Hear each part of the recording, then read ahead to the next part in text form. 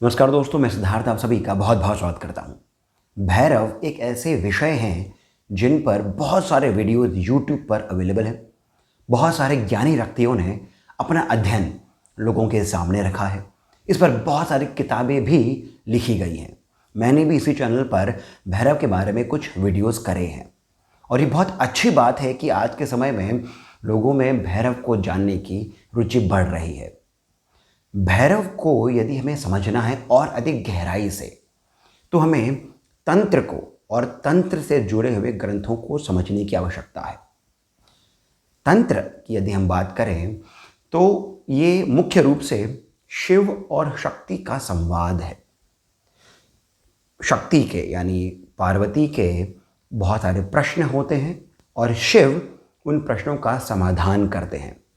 वो जो समाधान है वही तंत्र की विधि है, वही मंत्र बन जाते हैं। जब हम शैव तंत्र की बात करते हैं तो इसमें दो मार्ग आते हैं। एक है अति मार्ग, यानी ये उनके लिए है जो सन्यासी हैं, और दूसरा है मंत्र मार्ग। मंत्र मार्ग है उनके लिए जो इस संसार में ही हैं, जो गृहस्थ हैं, जिन्हें सिद्धियाँ भी प्राप्त करनी है, भोग भी करना है और फिर उन्हें भगवत प्राप्ति भी करनी है। दोनों ही बहुत ही उत्तम है, परंतु अलग अलग व्यक्तियों के लिए है। मंत्र मार्ग में मुख्य रूप से दो विभाजन हैं, दो वर्ग हैं। एक है जिसे हम सैद्धांतिक कहते हैं। इसमें ये ड्वेलिटी की बात करता है, द्वैत की बात करता है, और एक है जो अद्वैत की बात करता है। एक में सदाशिव परम तत्व है और दूसरे में भैरव। भैरव ही हमारे आज के इस वीडियो का विषय है। और ऐसा भी माना जाता है कि ये जो नॉन ड्युअलिस्ट, ये जो अद्वैत जो वर्ग है मंत्र मार्ग का, इसी से ही फिर शाक्त तंत्र भी निकला है। भैरव जो हमारी एक अवधारणा है भैरव के बारे में कि ये बहुत ही फियर्स गॉड हैं, यानी ये बहुत भयानक हैं, डरावने हैं, जो पापी हैं उनको ये बहुत प्रताड़ित करते हैं, उनको दंड देते हैं। इस प्रकार की हमारी एक अवधारणा है। क्या भैरव सत्य में यही है? ऐसा ही कुछ भैरवी के मन में भी आए थे, ऐसे कुछ प्रश्न, ऐसे कुछ संदेह। जब भैरवी ने इन प्रश्नों को भैरव के सामने रखा, तब उससे निकला विज्ञान भैरव तंत्रम। यानी ये कश्मीर का जो शैविज्म है उसका ये एक बहुत ही उच्च श्रेणी का बहुत ही सुंदर ग्रंथ है, विज्ञान भैरव तंत्र। इसमें भैरवी अपने कुछ प्रश्नों को भैरव जी के सामने रखती हैं। ये प्रश्न मुख्य रूप से 8 हैं। 8 प्रश्नों में वे अपनी बातों को रखती हैं और फिर अंत में भैरव जो कहते हैं, जो समाधान बताते हैं, वही इस तंत्र का मुख्य बिंदु है। भैरवी आरंभ में ही इस विज्ञान भैरव तंत्र के प्रथम श्लोक से ही भैरवी ये बोलती हैं कि मैंने तंत्र के बहुत सारे, लगभग सभी ग्रंथों को पढ़ा है, उन्हें समझा है। यामल जितने भी हैं इन सभी को मैंने पढ़ा है। सभी प्रकार की जितनी भी विधियां हैं इन सबको मैंने जाना है। परंतु फिर भी मेरे मन में प्रश्न है कि परम तत्व क्या है। और फिर वो जो अलग अलग प्रश्न पूछती हैं उसी में सारे तंत्र का सार भी है। जितने भी अलग अलग ग्रंथ हैं, अलग अलग वर्ग हैं तंत्र के, वे सभी उसमें आ जाते हैं। परंतु फिर भी वो कहती हैं कि मैं अभी भी नहीं समझ पाई हूं कि परम तत्व क्या है। आज के इस वीडियो में हम इन्हीं प्रश्नों पर चर्चा करेंगे। आज के इस वीडियो में हम जानेंगे कि भैरव इन प्रश्नों को सुनकर के क्या कहते हैं। ये भैरव को ही समझने की एक सीरीज़ है जो विज्ञान भैरव के नाम से उसी ग्रंथ पर आधारित ये सीरीज़ हमने बनाने की हम चेष्टा कर रहे हैं। आशा है कि आपको इस सीरीज़ के सभी वीडियोस, इसमें कही गई सभी बातें सुंदर लगेंगी, समझ में भी आएंगी। हमारी जितनी बुद्धि है उसके हिसाब से हम इसे आपके सामने रख रहे हैं। तो बिना किसी देरी के आप इस वीडियो को अभी से ही लाइक कर लीजिए, शेयर जितना हो सके उतना करें, वीडियो को अंत तक देखें और फिर मुझे कमेंट करके बताएं कि वीडियो कैसा लगा। भैरवी का प्रथम प्रश्न ही यही है कि परम तत्व क्या है। जैसे मैंने पहले बताया, उन्होंने कहा कि मैंने सभी प्रकार के ग्रंथों को पढ़ा है, सभी यामलों को पढ़ा है, जिसमें रुद्र यामल, जिसका ही ये स्वयं भी एक पाठ है जिसे शिव सूत्र कहते हैं, परंतु फिर भी मुझे संदेह है, फिर भी मुझे वो पूर्ण ज्ञान की प्राप्ति नहीं हुई है। तो कृपया करके मुझे बताएं। फिर वो इसी में कहती हैं, इसी श्लोक में वो कहती हैं कि क्या शब्द राशि में परम तत्व है, क्या शब्द राशि में भैरव है? क्योंकि इस ग्रंथ में, इस तंत्र में भैरव को ही परम तत्व माना है। तो क्या शब्द राशि में वो परम तत्व है? ये शब्द राशि क्या है? शब्द राशि है वर्णमाला, जिसमें स्वर हैं और अक्षर हैं। हमें पता है, जो उपनिषदों में बताया है, जो पुराणों में बताया है कि इस संपूर्ण सृष्टि की रचना ब्रह्मा जी ने इन्हीं अक्षरों से, इन्हीं स्वरों से करी है। तो हर एक स्वर, हर एक अक्षर जिनसे बीज मंत्र बने हैं, जिससे सभी प्रकार के मंत्र बने हैं, क्या उनमें परम तत्व है? ये भैरवी का प्रथम प्रश्न है। फिर भैरवी दूसरा प्रश्न पूछती हैं कि भैरव क्या अपनी 9 शक्तियों में है? क्या हम उन्हें 9 शक्तियों से जान सकते हैं? इसे नवात्म कहा गया है। नवात्म शिव, नवात्म भैरव। नेत्र तंत्र एक बहुत ही गूढ़ रहस्यमय तंत्र है, उसमें भी इसके बारे में बताया गया है। यह नवात्म क्या है? ये 9 स्टेजेस हैं कॉन्शियसनेस तक पहुंचने की, सेल्फ रियलाइजेशन की 9 स्टेजेस हैं, जिसमें पुरुष, प्रकृति, माया, कंचुक, कंचुक यानी आवरण, फिर सदाशिव, फिर शक्ति, शिव, इस प्रकार के 9 स्टेजेस हैं, 9 स्टेट्स हैं। क्या उनके माध्यम से हम परम तत्व को समझ सकते हैं? क्या उनमें परम तत्व हैं? अब आप यहाँ पर समझ सकते हैं कि जब भैरवी प्रश्नों को पूछ रही हैं भैरव से, तब ये सभी प्रकार के जो ग्रंथ हैं तंत्र के, उनके गूढ़ रहस्यों को बता रही है। ये रहस्य इन्होंने समझ लिया है, इसीलिए ये इनके जो सार है, इनका जो मुख्य बिंदु है, उन्हीं को प्रश्न के रूप में रख रही है। परंतु हम जिन्हें तंत्र के बारे में बहुत अधिक गहराई से नहीं पता है, हम जो अलग अलग ग्रंथ अभी भी पढ़ रहे हैं, उन्हें ये एक रेफरेंस पॉइंट की तरह लेना चाहिए कि शब्द राशि जो है ये क्या है। चलो इसके बारे में थोड़ा और समझते हैं। ये नवात्म भैरव क्या है, इसके बारे में थोड़ा और समझते हैं। ऐसा करके भैरवी पहुंचती हैं तीसरे प्रश्न पर।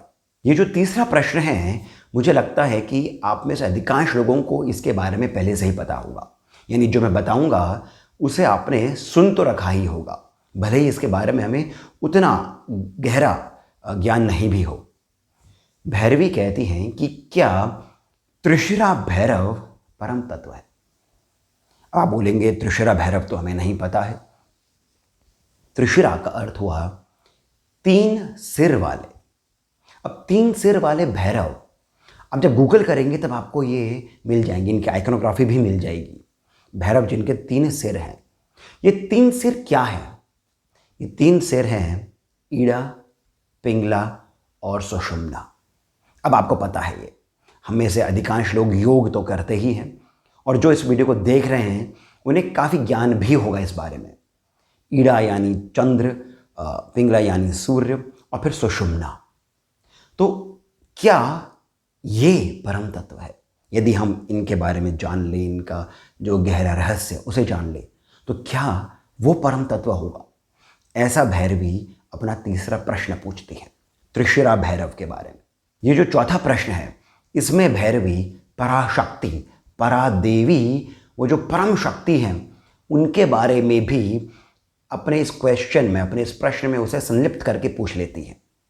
प्रश्न है कि क्या वो परम तत्व त्रयात्मक है। त्रयात्मक का अर्थ हो गया 3 विद्याएं जो होती हैं, ज्ञान, परा, परापरा और अपरा, यानी शिव, शक्ति और माया। क्या इनमें ये जो मैंने आपको बताया है, ये बहुत ही सरल व्याख्या है परापरा और अपरा की, परंतु ये जो प्रश्न पूछती हैं भैरवी, वो यही पूछती हैं कि क्या इनमें, इनको जानकर क्या परम तत्व तक पहुंचा जा सकता है। अब चूंकि यहाँ पर शक्ति की बात हो गई है, तो भैरवी अपने 5वें प्रश्न में पूछती हैं कि क्या वो परम तत्व नाद बिंदु स्वरूप है। नाद बिंदु, इसका अर्थ क्या हुआ? इस पर मैंने एक वीडियो बनाया है, इसका लिंक मैं डिस्क्रिप्शन में डाल दूंगा और इस वीडियो के अंत में भी मैं उसका कार्ड डाल दूंगा। परंतु नाद को यदि हम समझें तो नाद है विमर्श, थॉट, और बिंदु है प्रकाश, यानी उस थॉट का जो मैनिफेस्टेशन होता है वो बिंदु है। तो क्या ये नाद बिंदु स्वरूप ही परम तत्व है? अगला प्रश्न भैरवी का आता है, चूंकि अब ये नाद बिंदु के बारे में कह दिया इन्होंने, तो ये पूछती हैं कि नाद बिंदु का ही स्वरूप अर्ध चंद्रिका और निरोधिका, क्या ये उसी का एक स्वरूप है? अर्ध चंद्रिका के बारे में भी मैंने एक वीडियो किया है जिसमें शिव और डमरू के बारे में मैंने बताया है, उसका भी मैं लिंक डिस्क्रिप्शन में डाल दूंगा। इसमें ये पूछती हैं कि वो जो निरोधिका, अब निरोधिका को तंत्र में एक देवी माना है, शक्ति का ही स्वरूप है निरोधिका। निरोधिका अर्थ हो गया है जो रोकता है। जो अज्ञानी हैं उनके लिए निरोधिका ज्ञान के प्रवाह को रोकती है, और जो ज्ञानी है यानी जो ज्ञान के इच्छुक हैं उनके लिए ये इम्प्योर थॉट्स को रोकती है। तो जो ये निरोधिका है, जो ये अर्धचंद्रिका है, क्या इसका स्वरूप हम नाद बिंदु के स्वरूप के समान मान सकते हैं? उसी प्रकार है क्या ये? ऐसा भैरवी का अगला प्रश्न होता है। अब अगला प्रश्न भैरवी पूछती हैं कि क्या परम तत्व चक्रारूढ़ा है।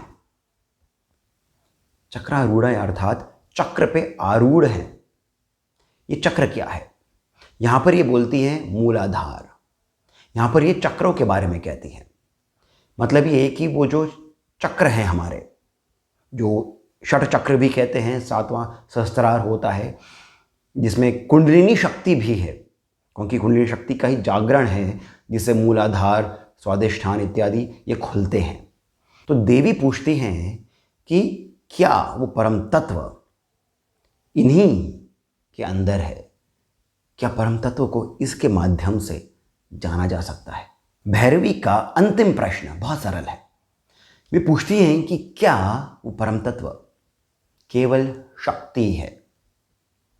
अब यहां पर जब ये प्रश्न भैरवी पूछ लेती हैं तब भैरव मुस्कुराते हैं। उन्हें कहते हैं कि आप परम ज्ञानी हैं और साथ ही साथ आप भाग्यशाली भी हैं, क्योंकि इस तरह के प्रश्न वही पूछता है जो उस परम तत्व तक पहुंचने का इच्छुक भी होता है और पहुंचने के बहुत करीब भी होता है।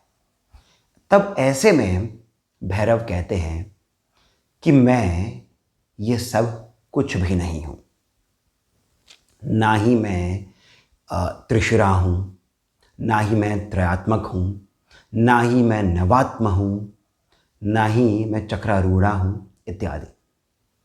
मैं ये सब कुछ भी नहीं हूं।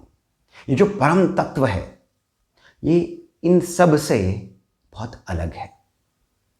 उसे शब्दों में बोला नहीं जा सकता, उसे समझाया नहीं जा सकता, उसके बारे में बताया नहीं जा सकता कि वो कहाँ पर मिलेगा। वो दिशाओं के भी दूर है, वो दिशाओं से भी दूर है। उसके बारे में कुछ भी बोलना, सुनना, ये सब कुछ नहीं करा जा सकता। उसकी केवल अनुभूति करी जा सकती है। वो केवल अनुभव गम्य ही है, अर्थात केवल अनुभव से ही उसको समझा जा सकता है। और फिर भैरव पहले तो ये बताते हैं कि भैरवी कौन है, फिर वे बात करते हैं बोध भैरव के बारे में। बोध भैरव का अर्थ यानी वो जो परम भैरव है, परा भैरव है, वो कौन है।